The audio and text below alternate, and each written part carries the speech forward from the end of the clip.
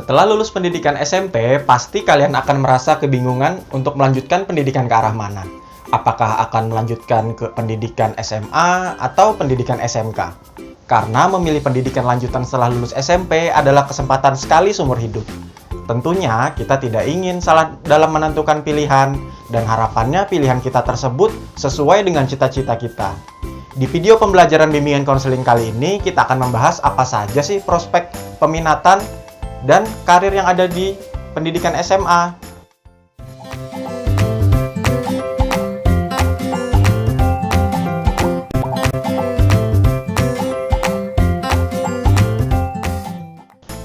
Halo semua, berjumpa lagi dengan Kak Rilo di sini.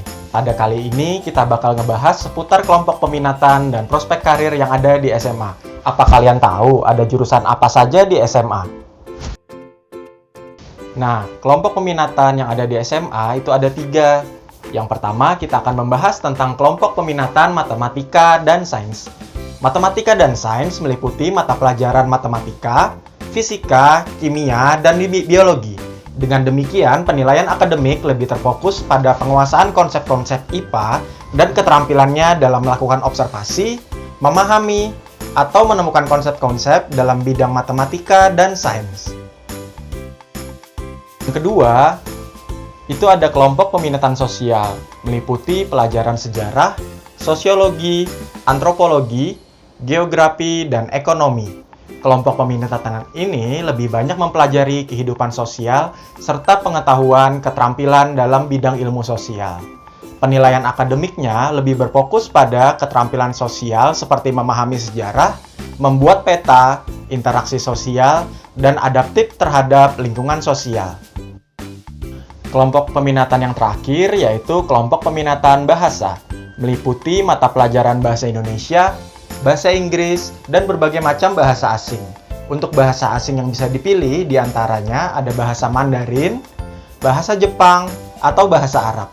Kelompok peminatan ini lebih banyak mempelajari bahasa yang lebih fokus pada pengembangan keterampilan bahasa, seperti membuat surat, menyusun karya tulis, mengerjakan instruksi lisan, dialog, berpidato, dan penerjemah bahasa. Setelah kita mengetahui ketiga kelompok peminatan di SMA, lalu bagaimana prospek karir dan studi lanjut apabila kita memilih dari salah satu dari kelompok peminatan tersebut? Karena ketika kita memilih memasuki jenjang SMA, maka kita akan dipersiapkan untuk melanjutkan ke jenjang perguruan tinggi. Idealnya yang sama dengan sesuai kelompok peminatan kita di SMA. Yang pertama, untuk kelompok peminatan matematika dan sains. Kelompok ini memiliki peluang memilih program studi apa saja yang ada di perguruan tinggi, tetapi lebih baik sesuai dengan minat, bakat, kemampuan, serta pilihan program studi dengan kelompok peminatan yang dipilih. Berikut beberapa program studi yang dapat dipilih di perguruan tinggi. Di antaranya bidang ilmu sains, bidang ilmu teknik, bidang ilmu kesehatan dan kedokteran, bidang ilmu pertanian dan kehutanan, bidang ilmu perikanan, serta bidang ilmu pendidikan. Berikut ini prospek karir apabila kalian memilih kelompok peminatan matematika dan sains. Di antaranya, menjadi ilmuwan peneliti di bidang IPA, kimia, fisika, matematika, biologi. Yang kedua, menjadi guru, dosen, dan akademisi di bidang matematika dan sains. Lalu kita bisa menjadi insinyur, arsitek, ahli komputer, dokter spesialis, dokter umum, dokter hewan, dokter gigi, ahli gizi, bidan, perawat, apoteker, polisi TNI, dan menjadi tenaga ahli di bidang kehutanan dan pertanian, serta kelautan. Yang kedua, kelompok peminatan sosial. Beberapa program studi yang dapat dipilih di perguruan tinggi bagi peminat untuk kelompok sosial diantaranya bidang ilmu ekonomi, bidang ilmu sosial politik, bidang ilmu hukum, bidang ilmu psikologi, bidang ilmu filsafat, bidang ilmu pariwisata, bidang ilmu seni dan desain, serta bidang ilmu pendidikan. Beberapa prospek karir untuk kelompok peminatan sosial diantaranya menjadi ilmuwan, peneliti di bidang ekonomi, menjadi akuntan publik, internal auditor, analisis kredit, konsultan pajak, praktisi asuransi, internal auditor, akuntan di perbankan syariah.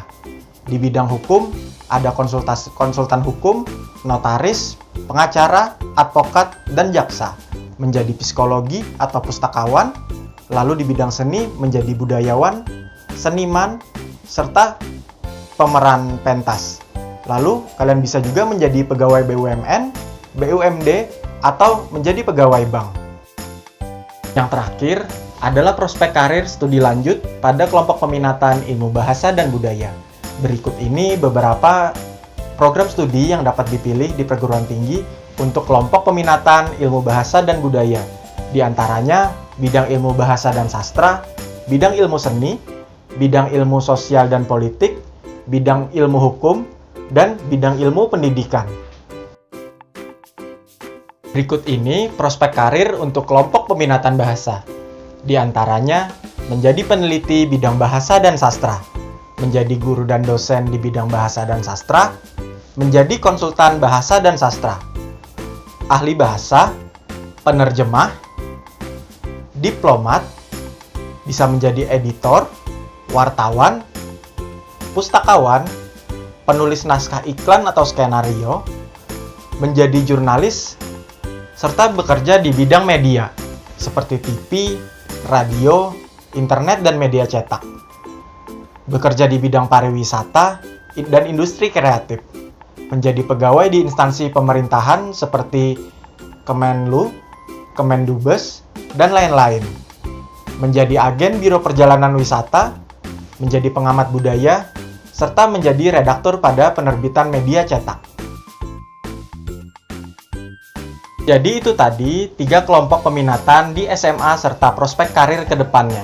Apabila kalian memiliki minat dan cita-cita di salah satu dari 3 kelompok peminatan tersebut, serta berencana untuk memasuki perguruan tinggi, maka kalian cocok untuk melanjutkan studi ke SMA.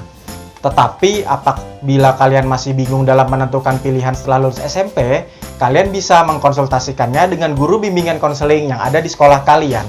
Pasti kalian akan mendapatkan sebuah insight yang baru. Tetapi jika kalian tidak ingin masuk ke SMA dan ingin segera bekerja setelah sekolah, maka jenjang SMK lebih cocok untuk kalian. Nah, sebenarnya apa sih SMK itu? Akan kakak jelaskan di video pembelajaran bimbingan konseling seri berikutnya. Jangan lupa ya ditunggu videonya. Semoga video ini bermanfaat. Sampai jumpa!